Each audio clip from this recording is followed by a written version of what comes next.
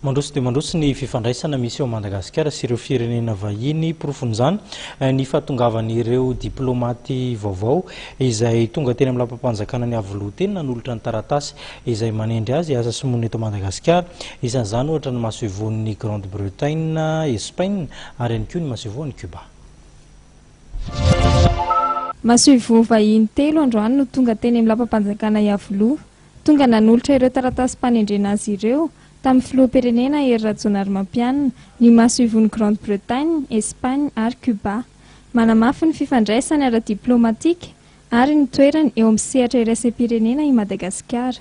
Ny masoivoho Philippe Paul avy ao Grande Bretagne, ny masoivoho Ernesto Gomes Diaz avy ao Cuba ary ny masoivoho Carlos Henrique Fernandez Arias Minueza avy any Espagne. Ireto tonga nanatitra ny taratasy fanendrena azy ireo ireto.